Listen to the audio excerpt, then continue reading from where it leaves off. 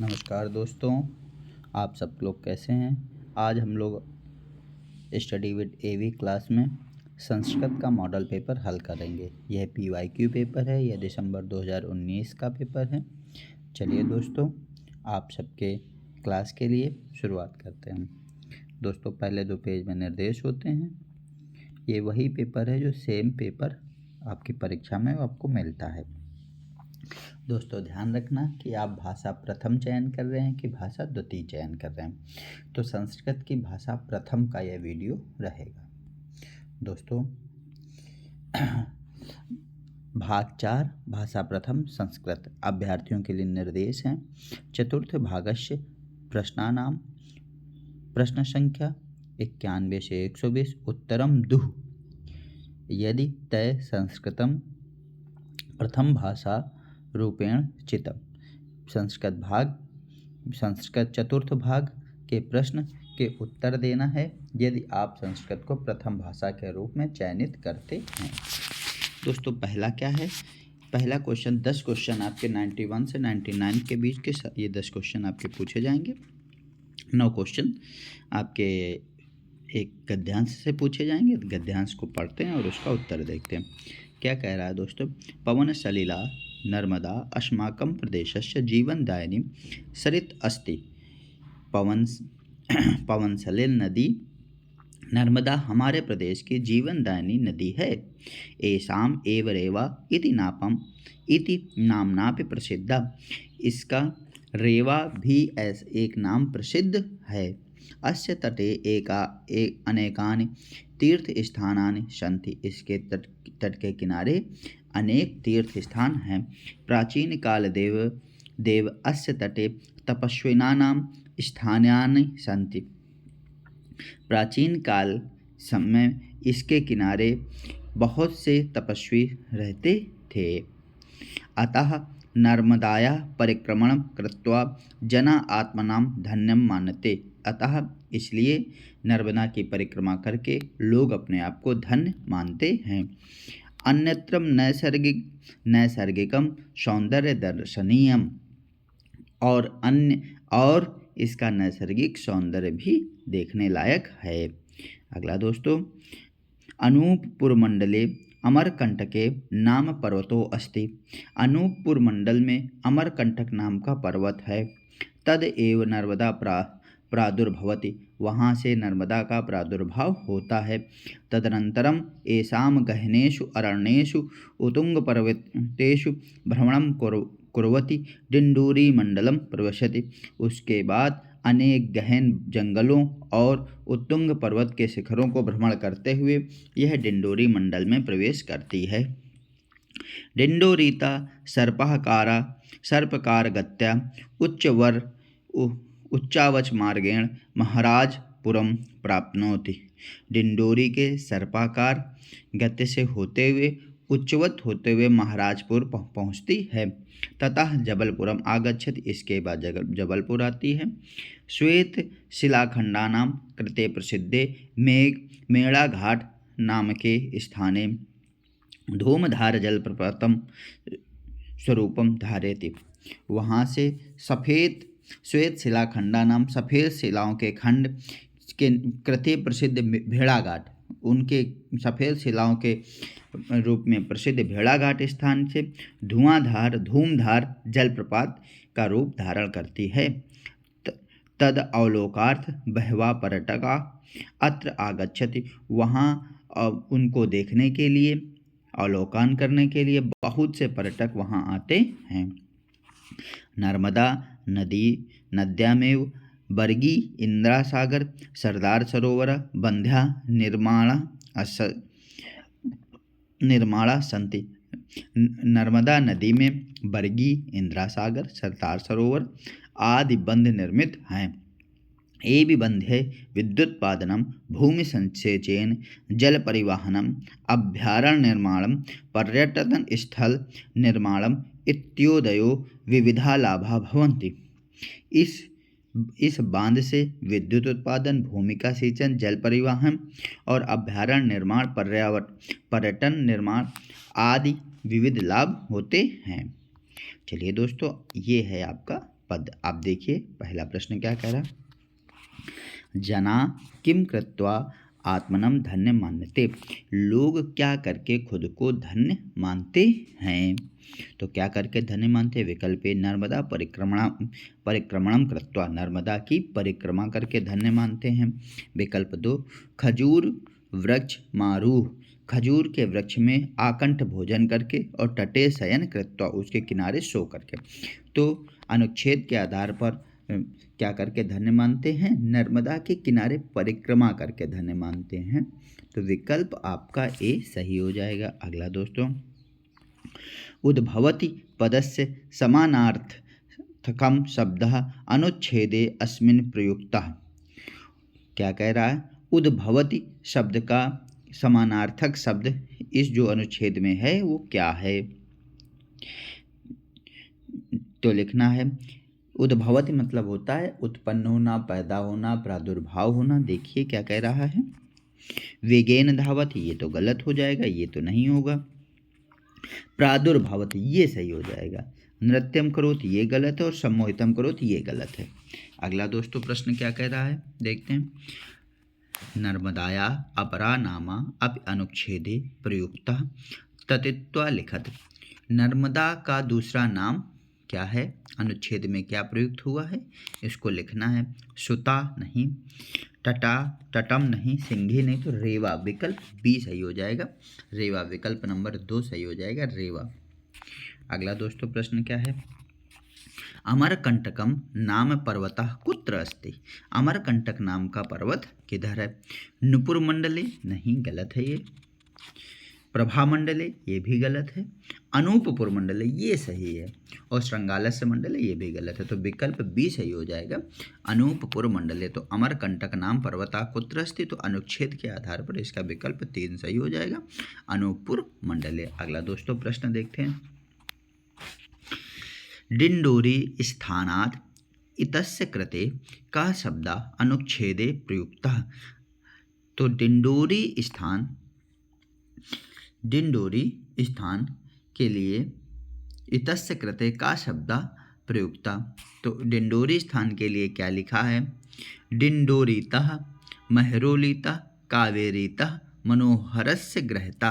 तो इसके लिए विकल्प ए सही हो जाएगा, डिंडोरीतः। अगला दोस्तों विकल्प क्वेश्चन नंबर 96 क्या कह रहा है, तद्रदुष्टम इतस्य कृते कः शब्द अनुच्छेदे अस्मिन् प्रयुक्ता। क्या कह रहा है कि अनुच्छेद में तद्दृष्टम के लिए कौन सा शब्द प्रयोग हुआ है। तो तद्दृष्टम के लिए शब्द प्रयोग अवलोकार्थम, तस्मद्भीतम, आकाशपतितम और केशव प्रीतम। तो इसका विकल्प ए सही होगा, अवलोकार्थम। तद्दृष्टम शब्द के लिए अवलोकार्थम शब्द का प्रयोग हुआ है। तस्मात् भीतम का मतलब होता है उससे डरा हुआ, तो डरा हुआ तो था नहीं, अनुच्छेद में कहीं डरा हुआ शब्द यूज ही नहीं हुआ है। अगला आकाश पतितम, आकाश से गिरा हुआ, आकाश से गिरा हुआ ये भी नहीं सही है, ये भी गलत है। अगला क्या है, केशव प्रतितम, केशव के प्रति, ये भी सही। तो इसका विकल्प ए सही हो जाएगा, 96 का ए। अगला दोस्तों देखते हैं, उत्तुंग पर्वत पदेशु, उत्तुंग पर्वतेशु पद की विभक्ति बताना है। पदे कह विभक्ति, उत्तुंग पर्वत प्रदेश की विभक्ति कौन है। तो देखिए पर्वतेशु, पर्वतेशु में क्या आ जाएगा, सप्तमी विभक्ति। क्या आ जाएगा, सप्तमी विभक्ति। क्या आ जाएगा, सप्तमी विभक्ति आ जाएगा। रामेशु, याद रखिए राज में सप्तमी विभक्ति आती है, सप्तमी विभक्ति बहुवचन। अगला दोस्तों क्या कह रहा, बंधा, बंधा मतलब बांध, बांध इति पदे किम वचनम भवति। तो बंधा, तो क्या होगा, बंधा बहुवचनम। क्या आएगा विकल्प, श्रृंगाल वचनम, एक वचनम, द्विवचनम नहीं, बहुवचनम। बांध, बहुत से बांध, बंध्या। अगर बंध होता तो एक, ठीक है, बंधो होता तो 2, बंध्या मतलब 3, बंध, बंधो, बंधा, बंध बंधो और बंधा, मतलब बहुवचन। क्या आ जाएगा? बंद बंधो बंधा, राम रामो रामा, तो बहुवचन आ जाएगा। अगला दोस्तों प्रश्न क्या कह रहा है? अधोलिखितानि श्लोकानि पठित्वा प्रश्नम। अधोलिखित श्लोक पढ़कर उत्तर देना है। क्या कह रहा है? अधोलिखित श्लोक पढ़िए। लिखा है, विकृतिम नैव गच्छन्ति सद्दोषेण साधवा आवेष्टम महासर्पे चंदनम न विषायते। यानी विकृतिम नैव गच्छति सद्दोष संगदोषे साधवा, यानी साधु पुरुषों को असाधु की संगति करने से कोई विकृति ना ही आए। तो उदाहरण के लिए उनका आविष्ठितम महासर्पे चंदनम न विषायते, यानी बहुत से सर्पों को, महासर्पों के यानी बहुत से सर्पों के चारों तरफ लपटे रहने से, आवेष्टित होने से चंदन में विष नहीं होता है। पहला, मनस्येकम वचने से कम कर्मणे कम महात्मनम मनस्यद्यम वनस्यद्यम कर्मणद्यम दुरात्मतम। मन से, वचन से, कर्म से महात्मा होते हैं और मन से ही, वचन से ही और कर्म से दुरात्मा भी होते हैं। बिल्कुल सही बात है। अगला, चिंतनीय विपदाय यदावेव प्रतिक्रिया न कूप खननम युक्तम प्रयुक्ते वहिनाग्रहम। अगला क्या है? सेवितव्यो महावृक्षो फलच्छाया समाविता यदि दैवात् फलम नास्ति छाया केन निवर्तये। अगला क्या है? सर्प दुर्जनो यो मध्ये वरम सर्पो न दुर्जनम सर्पो दशति कालेन दुर्जनस्तु पदे पदे। अगला, यस्मिन् देशे न सम्मानितो न प्रतीन न बंधवा न चा विद्यागमनम कश्चित् तत्र न दिवसम वसत। चलिए अगला दोस्तों प्रश्न क्या कह रहा? 10वां सवा नंबर क्या कह रहा? केसाम मनसि वचसि कर्माणि च ऐक्यम भवति। कौन से लोगों के मन, कर्म और वाणी एक रहती है? तो किसकी एक रहती है? दुंदुभि नाम ना, दुंदुभि नाम की नहीं होगी। महात्मा नाम, ये सही होगा। क्रीडका नाम खेल को, और फल विक्रेताओं की भी मन, खिलाड़ी और फल विक्रेता, तो अनुच्छेद के आधार पर क्या होगी कि महात्मा नाम की वन मन और वचन, मन और कर्म एक ही रहते हैं। तो इसका विकल्प क्या हो जाएगा? 100 का विकल्प हो जाएगा महात्मा नाम। अगला क्या कह रहा? वहिनाम प्रदीप्ते ग्रहम किम न युक्तम भवति। अगला तो क्या कह रहा? कूप जल संरक्षणम, कूप खननम, केवल धावनम और क्षौर कर्मम। तो इसका विकल्प क्या? कूप खननम। तो क्या हो जाएगा? कूप खननम। अगला यानी कुएं को खोदना। अगला क्या कह रहा है? 102 नंबर, तवत्यम प्रत्यय युतः शब्द का। तवत्य में कौन सा प्रत्यय है? देखिए, प्रत्ययुतता शब्द का तवत्य प्रत्यय चाहिए के अर्थ में होता है, ठीक है। और तवत्य का तव्य शेष रहता है। जैसे, तो तवत्य में जिसके आखिरी में तव्य हो, जिसके आखिरी में क्या हो? तव्य हो। और इसका अर्थ होता है चाहिए के अर्थ में, जहाँ तव चाहिए के अर्थ में। जैसे सेवनीय तो इसमें नहीं है, पठनीय इसमें नहीं है, पर्वता इसमें नहीं है। तो किसमें? सेवितव्य क्या है? सेवितव्य से, जिसके तवत्य प्रत्यय कहाँ प्रयुक्त है? सेवितव्य में। क्यों? और तवत्य का अर्थ क्या होता है? चाहिए के अर्थ में। तो सेवितव्य में स्पष्ट है तव्य प्रत्यय प्रयुक्त है। अगला दोस्तों क्वेश्चन क्या है?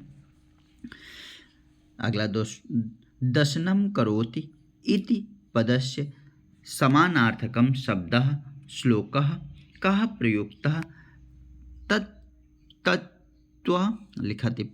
दशनम करोति शब्द के प्रयुक्त श्लोक में क्या? ये सांप वाला, ये देखिए क्या कह रहा है, ये सर्पः वाला क्या कह रहा है? सर्प दुर्जनो मध्ये वरो वरम सर्पो न दुर्जनम सर्पो दशति कालेनु दुर्जनास्तु पदे पदे। तो दशनम करोति के लिए कौन कौन शब्द यूज हुआ है? खादति नहीं, खादति नहीं यूज हुआ है, भक्षति नहीं यूज हुआ है, और दशति, दशत मतलब डस लेना, और खादन करो, तो इसका विकल्प क्या सही हो जाएगा? दशन करोति इत पद्य समानार्थम। श्लोक में कौन सा पद युक्त हुआ है? तो दशति। अगला दोस्तों प्रश्न क्या कह रहा है देखते हैं। यस्मिन् स्थाने इति पदस्य कृते का शब्दा श्लोके प्रयुक्ता। यस्मिन् के स्थान पर कौन सा शब्द प्रयोग हुआ है? ठीक है, तो क्वेश्चन नंबर दोस्तों 104, तो यस्मिन् तड़ागे, यस्मिन् सरोवरे, यस्मिन् देशे, यस्मिन् वृक्षे। तो इसका विकल्प देखिए दोस्तों, इसमें देख लीजिए अनुच्छेद में देखिए स्पष्ट लिखा यस्मिन् देशे, यस्मिन् देशे न सम्मानो न प्रीति न बंधवा। ठीक, जिस देश में ना सम्मान हो, ना प्रीत हो, ना चा बंधु हो, ना चा विद्यागमनम, ना कोई विद्या का स्रोत हो, विद्या प्राप्त कर हो, कश्चित तत्र ना दिवस वसेत, वहाँ एक दिन भी नहीं रहना चाहिए। कौन से? तो यस्मिन देशे। तो इसमें क्या? यस्मिन स्थाने क्या पर तड़ागे नहीं, सरोवरे नहीं, देशे, जिस देश में भाई बंधु परिचित और विद्या अध्ययन का भी कोई साधन उपलब्ध ना हो, तो वहाँ एक भी दिन नहीं रुकना चाहिए। संग दोषेण किम प्रकृति न गच्छति। सत्संग संग दोषेण यानी साथ रहने से जो दोष आते हैं, असंगति से जो दोष आते हैं, वो किन में नहीं, मानव के अंदर तो आ जाएंगे, जंतवः, धुंधकारिणाम और साधवा। तो इसका विकल्प क्या होगा? साधवा, 105 का साधवा। अगला दोस्तों देखते हैं 106 नंबर। 106 नंबर क्या कह रहा है? मातृभाषा आधारित बहुभाषावाद नाम किम। मातृभाषा के आधार पर बहुभाषावाद का नाम क्या है? तो देखिए, केवल मातृभाषा पढ़ाना, मातृभाषा आधारित बहुभाषावाद क्या है? ठीक है, तो केवल मातृभाषा अधिगमन ना, मातृभाषा बहुभाषावाद ही नहीं, मातृभाषा मध्येन अधिगम, मातृभाषा के मध्य नहीं, क्या है? प्रथम मातृभाषायाम अधिगमः तदंतरम अधिकानां भाषाणाम योगम। पहले मातृभाषा का अधिगम प्राप्त करना, इसके बाद अधिक भाषाओं का अधिगम प्राप्त करना, यानी विकल्प सी सही हो जाएगा, 3 नंबर सही हो जाएगा। अनेक भाषाणाम विदेशी भाषाणाम च मातृभाषा रूपेण अध्ययन। अनेक भाषाओं और विदेशी भाषाओं को मातृभाषा के रूप में अध्ययन करना, ये भी गलत है, यानी विकल्प सी सही हो जाएगा। अगला दोस्तों क्या कह रहा है? विद्यालयी भाषा शिक्षा नीति ज्ञायते। विद्यालय भाषा शिक्षा नीति किस नाम से जानी जाती है? तो क्या कहता है? बहुभाषी शिक्षा थी नहीं, बहुभाषी शिक्षा नहीं होती है। शिक्षायाम भाषा थी, शिक्षा की भाषा होनी चाहिए, विद्यालय की भाषा। मातृभाषा आधारित बहुभाषावाद ये भी नहीं चलती, लेकिन त्रिभाषा सूत्र चलता है। शिक्षा नीति के आधार पर कौन सा फॉर्मूला चलता है? त्रिभाषा शिक्षा नीति चलता है, 3 भाषाओं को सिखाने की शिक्षा नीति चलती है। अगला, समुच्चय भाषा उपागमः अस्ति। समुच्चय भाषा उपागमः अस्ति, यानी समुच्चय की भाषा कौन सी है? तो भाषा के खंडों में विभक्त करने के बाद, भाषा को खंडों में विभक्त करने के बाद वर्णों और अक्षरों को जानते हैं, यही अवधारणा भाषा उपागम, समुच्चय भाषा उपागम है। क्या करना? पहले भाषा को खंडों में तोड़ना है और फिर उनको जो है वर्णों और अक्षरों को जानना है। जैसे विद्यार्थी, तो विद्यार्थी, विद्याधनर्थी, फिर उनको भी विद्या, फिर इनको दा धनी, आधा दा और या, इनके बारे में अध्ययन करना। देखिए क्या कह रहा है इसका विकल्प, देखिए, विद्यार्थिनां भाषा अधिगम भवति अक्षर ध्वनि ज्ञानांतरम शब्दानां शब्द समूहानां वाक्यानां च ज्ञानेन इति अवधारणा। विद्यार्थियों की भाषा अधिगम होती है, अक्षर, ये गलत है, अक्षर विज्ञान, ये इसका नहीं सही होगा। अगला दूसरा क्या, हमें करना क्या है, पहले उनको तोड़ना है। समुच्चय भाषा अधिगम में होता क्या है कि भाषा को खंडों में विभक्त करना है। किसमें विभक्त करना है? खंडों में विभक्त करना है। फिर उनको फिर किस में तोड़ना है दोस्तों? फिर उसमें वर्णों और अक्षरों में तोड़ना है। ठीक, वर्ण और अक्षर में तोड़ना, ये क्या कहलाता है? समुच्चय भाषा अधिगम। तो देखिए अगला विकल्प क्या कह रहा है, विद्यार्थी नाम भाषा अधिगम भवति भाषा खंडेभ्य, यही हो गया, भाषा को खंडे तोड़ना है। तदनंतरम ते वर्णानाम अक्षराणाम च बोधम कुर्वन्ति इति धारणा, यानी भाषा अधिगम को क्या किस में तोड़ना है? भाषा खंड में तोड़ना है। फिर वर्ण और अक्षरों को जोड़ना है, अवधारणा समझनी है, तो वो क्या कहलाती है? समुच्चय भाषा उपागम। अच्छा दोस्तों, अगला दो प्रश्न देखते हैं, इसके विकल्प बी सही होगा। क्या कह रहा है? भाषाधिक, क्या कह रहा है अगला दोस्तों? भाषादिमार्गार्थम कंठस्थीकरणम अंगरूपेण भाषा शिक्षणस्य कः उपागमः स्वीकारोति। क्या फिर विकल्प क्या है? संरचनात्मक उपागम, व्याकरण अनुवाद पद्धति, संप्रेषणात्मक उपागम और संपूर्ण शारीरिक प्रतिक्रिया। क्या कह रहा है? देखिए, भाषाधिमार्गार्थम, भाषा को क्या करना है? भाषा अधिगम को कंठस्थ करना है। फिर इसके बाद क्या करना है? अंग रूपेण भाषा शिक्षण, और फिर भाषा यानी इस भाषा अधिगम के अर्थ में कंठस्थीकरण के अंग के रूप में भाषा शिक्षण में अनुवाद पद्धति को स्वीकार किया गया है। व्याकरण भाषा का क्या होती है? आत्मा होती है। तो इस चक्कर में ये इसका तो व्याकरण पद्धति, ये क्या कहलाएगी? व्याकरण पद्धति। अगर हम भाषा के अर्थ को क्या करेंगे? भाषाधिगमन को के अर्थ में याद करेंगे, अर्थ याद करेंगे, कंठस्थ करेंगे उनके अंग रूप में, तो ये क्या कहेगा? व्याकरण अनुवाद पद्धति। क्या कहलाएगा? व्याकरण अनुवाद पद्धति। इसका विकल्प भी सही हो जाएगा। अगला, काव्या एका भाषा शिक्षिका अस्ति, काव्या एक भाषा शिक्षिका है। सा विषयानुगुणम शब्दानाम आहरणम कुर्तुम, वह विषय के आधार पर शब्दों का आहरण करके, आहरणम कुर्तुम तेषां सह गमे शब्दानाम चह आहरणम कुर्वन् छात्रा निर्देशन। क्या कह रही है? काव्या एक भाषा शिक्षिका है, वह विषयानुसार शब्दों का आहरण करके उससे संबंधित शब्दों का आहरण करने के लिए छात्रों को निर्देश करती है। ठीक है, अब ये क्या कहलाती है? ये कहलाती है विन्यासा इति, शब्दजाला इति, शब्द क्रीडा इति, शब्द निर्माणा इति।